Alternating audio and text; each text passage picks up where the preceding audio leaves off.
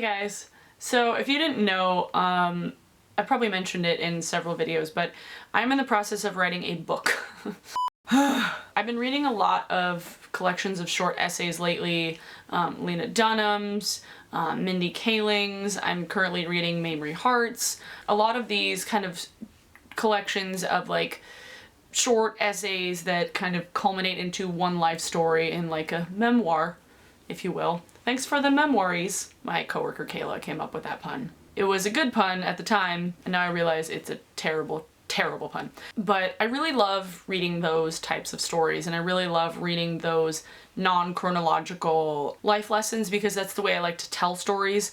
I realized the other day, having a conversation with my friend Jacob, he told me that I am so kind of infatuated with all of the facts of a story. Like when I'm telling one, I include things that might not seem that important to him, but because I grew up writing in a news kind of atmosphere, I got so kind of involved with all of the facts of a story, and I like including all of the facts that maybe aren't that useful, you know, to the end result. But I've always been in the camp of thought that it's not the destination, but it's how you get there. And it's kind of the same way in telling a story. It's not necessarily the end of a story, but it's all the little details that make it a story. That's what I like to write. So far, I've finished a few chapters. Let me see if I can find my Word documents. But I figured my book will include like short essays, poems that I write one-off. I don't write a lot of poems, but sometimes I do.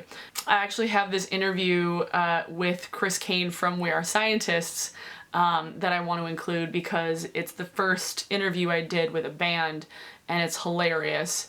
And it kind of is a look into my emotional relationship with We Are Scientists in a way. That sounds creepy.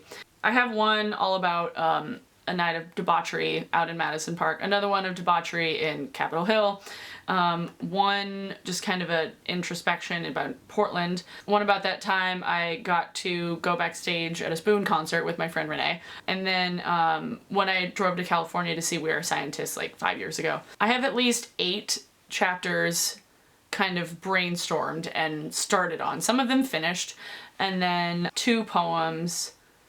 One's longer, one is shorter. I've published a couple of those poems on Tumblr before, so if you're curious about that, I have a link to the tag I post on Tumblr when I write things, generally, like freeform shit. Because when I write poems, I never write them in a format. It's always just kind of freeform poem prose shit, like, because I don't follow structure.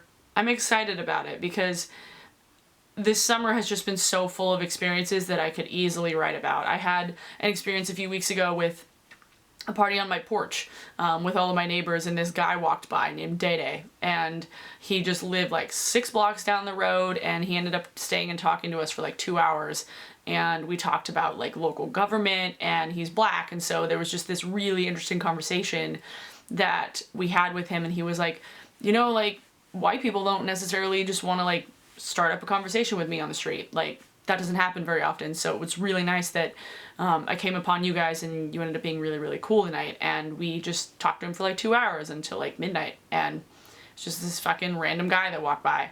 I mean, I don't want to say it felt like serendipitous, but all of these things that have happened so far this year, and so far this summer specifically, have felt so serendipitous and have felt so kind of perfect for moments and life lessons and things that I could write about, because I've just been doing so much more stuff. Like, maybe that's just me. I just do more things.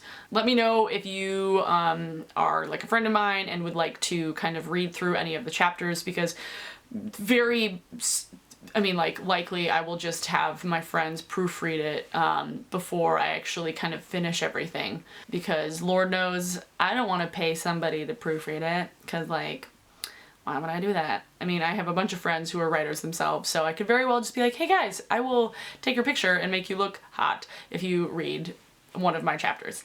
Please?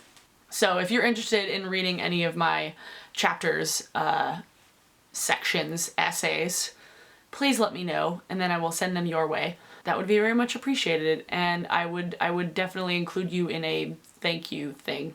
This is the first time I've actually been like really inspired to finish a book, because I've tried writing books before, like loosely based on my life that were like fiction, but I'm terrible at writing fiction because, like I said earlier, I'm so obsessed with facts and I cannot make up facts to save my life. I just like remembering a lot of things. Yeah. So that is all about my book plans. What was the point of this vlog, really? I don't know. I just need to get into more of the mindset of just talking about things and not focusing on like having a specific goal for a video. Just like, here, let's sit down and talk about shit, because that's what I used to do. It's just like I used to talk about stuff, and that's what you guys like. Let's do, oh, I got an idea. Fucking yeah. You guys aren't gonna believe this, but I am going to see Third Eye Blind and Dashboard Confessional tomorrow.